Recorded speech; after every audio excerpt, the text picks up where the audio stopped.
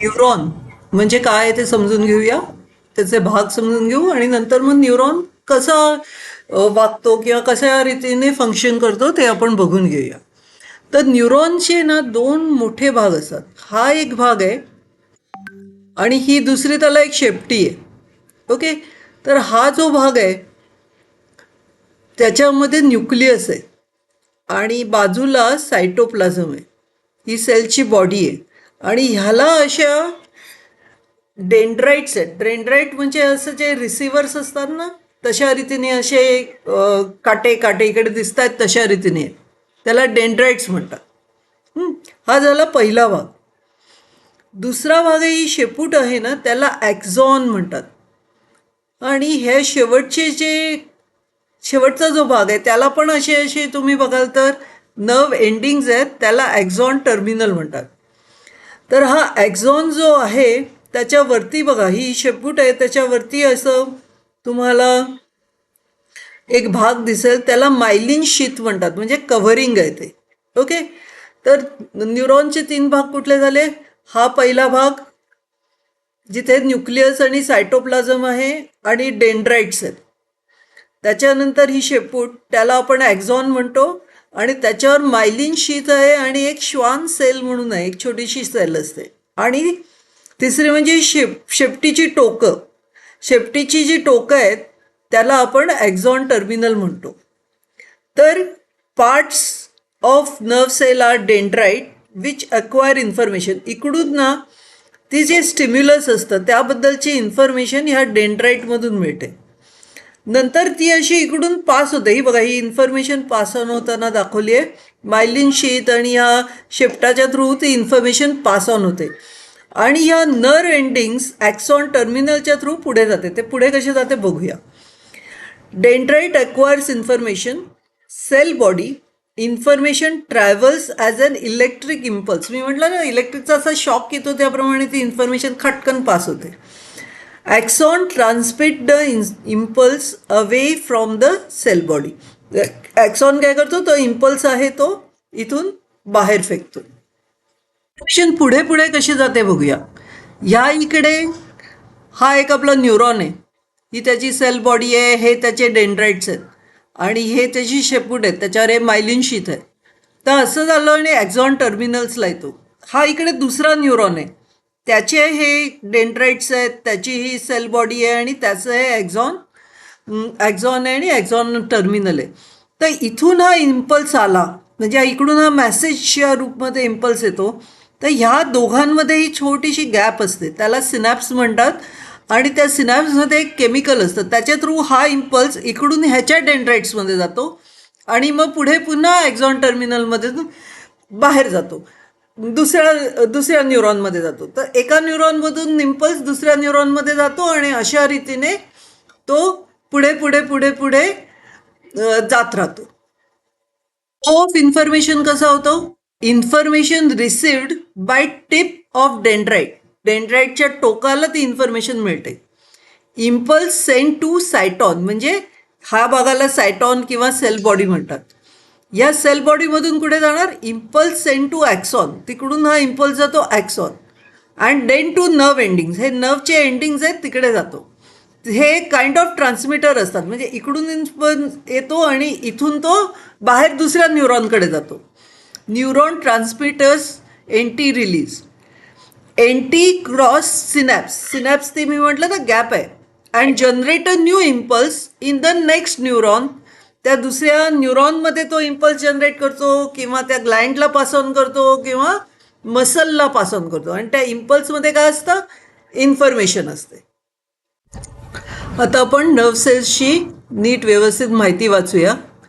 Special types of cells which conduct impulses from one place to another in the body are called as neurons. Neurons काय आहेत? Special type of cells आहेत जे impulses from one place to another. Impulses म्हणजे स्टिम्युलसने जे generate होणारे जे impulses आहेत ते एका न्यूरॉनपासून दुसऱ्या न्यूरॉनपर्यंत किंवा एक न्यूरॉनपासून मसलकडे ग्लँडकडे पाठवतात. Neurons are structural and functional units of nervous system. हे मी तुम्हाला सांगितले. जसा नेफ्रॉन एक्सक्रिटरी सिस्टमचा फंक्शनल युनिट आहे, तसा न्यूरॉन नर्वस सिस्टमचा आहे.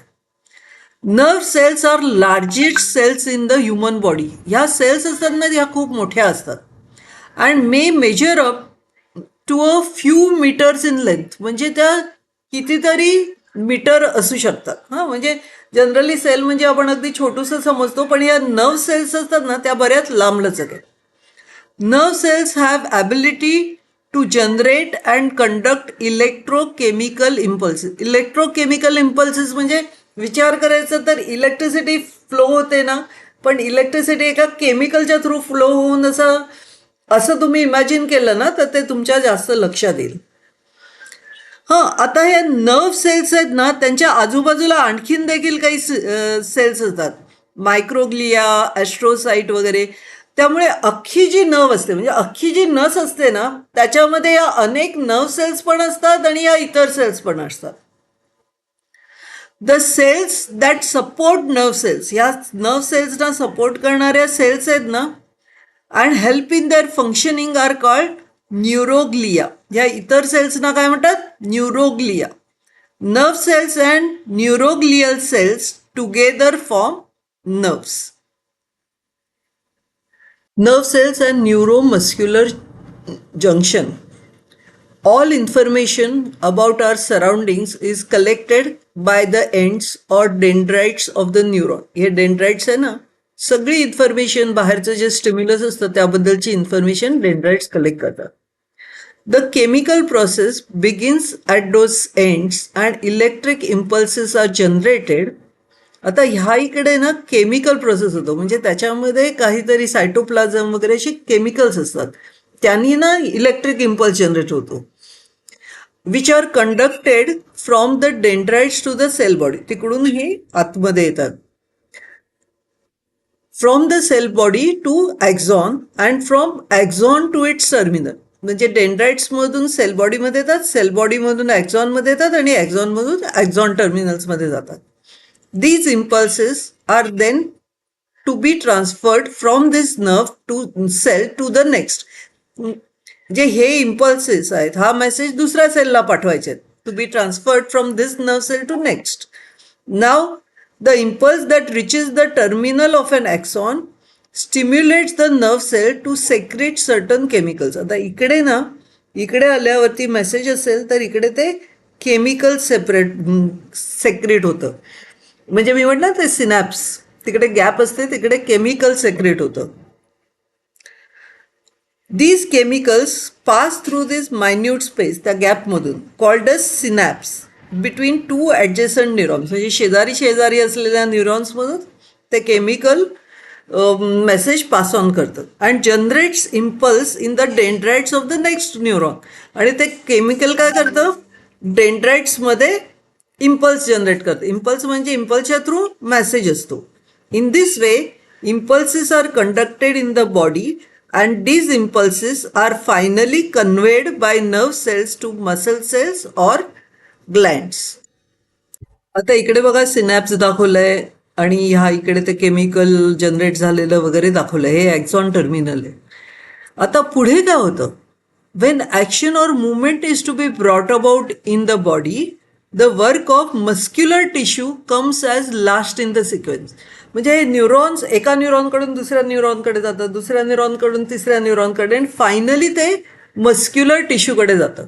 आणि मस्क्युलर टिश्यूकडे गेल्यावरती movement of muscle cells is essential to bring about any activity. म्हणजे इकडे आता लक्षात घ्या, डोळ्यावरती माझ्या लाईट आला तर मी असा हात ठेवते डोळ्यावर, तर आता हे न्यूरॉनच्या थ्रू कशी ॲक्शन झाली?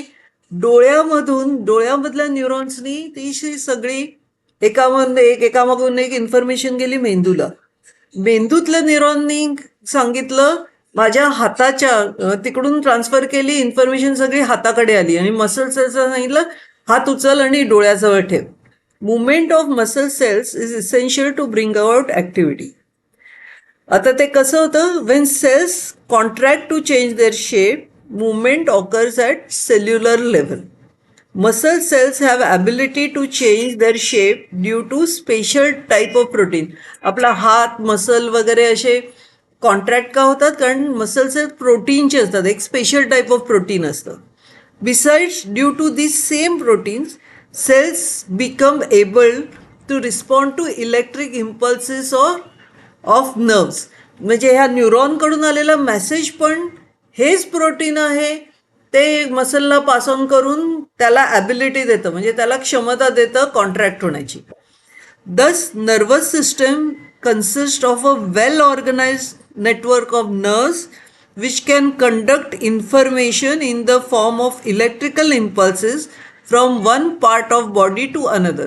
तर अशा रीतीने नर्वस सिस्टम एक छान ऑर्गनाइज नेटवर्क आहे जे बॉडीच्या एका बाजूपासून दुसरीकडे इन्फॉर्मेशन ट्रान्सफर करू शकतं.